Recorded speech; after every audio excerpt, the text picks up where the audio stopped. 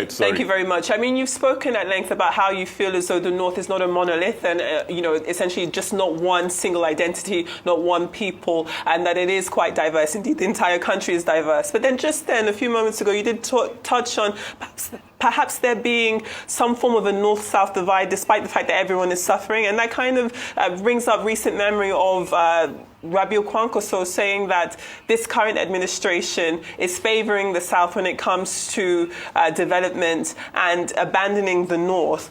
We've already accepted that the North is not a monolith, but just tacking on for what you said a few moments ago, do you believe that there is some merit in Kwankwaso's comments there? Do you agree with him that the North has been abandoned in some extent by some metrics by the government of today?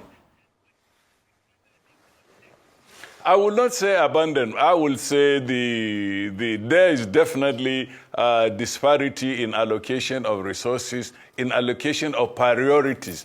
Rabiu Musa Kwankwaso is a politician, and we should never forget that. But certainly, the ACF in 2024 confronted the president and gave him a list of what we think the priorities of the North are: infrastructure, education, economic empowerment, and so on. And you can always say that the current administration is not doing enough.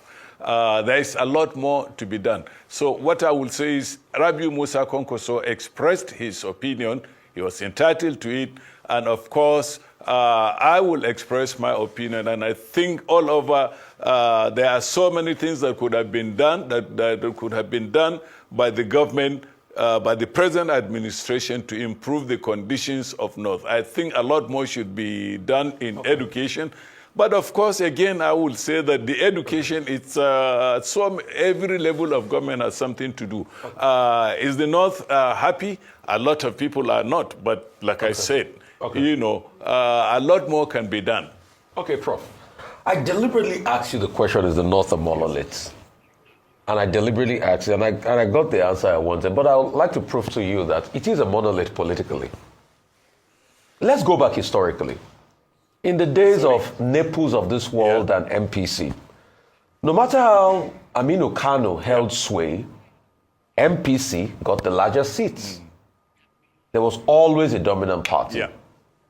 In the last election, yes, there was a free-for-all. Peter Obi got about 2 million votes out of the North. Atiku Abubakar got about 3 million votes. The APC still came out on top.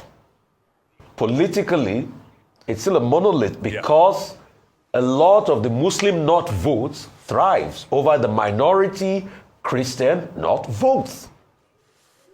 And it is with that the North bargains whatever it gets politically. So it is a monolith politically, despite the fact that I want to say, oh, it is free across board, and that's what comes to the table. So to further make my argument, when you said that the APC brought about a lot of promises in 2015 and they voted out Jonathan, by 2019, is it that the North didn't see that Buhari was not performing and they still voted en masse again?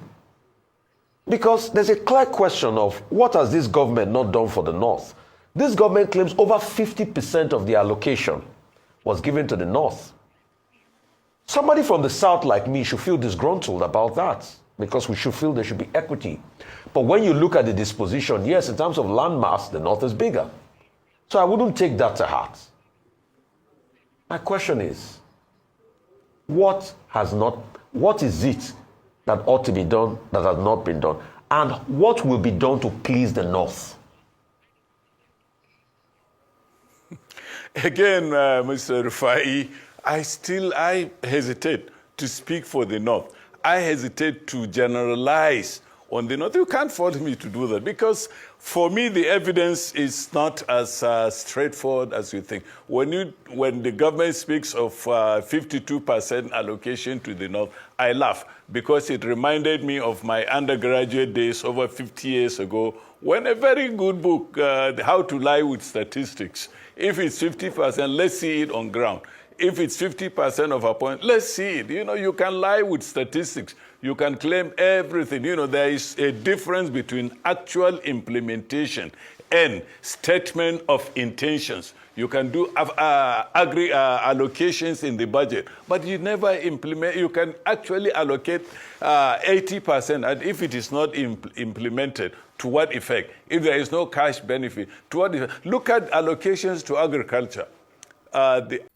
Mohammed Baba, you're complaining about schools and roads. Are the schools in the south and the southeast better off? Are the road better off? These are some of the problems the northern elders and leaders normally have. They suddenly will find their voice when it is southern president. It always repeats himself.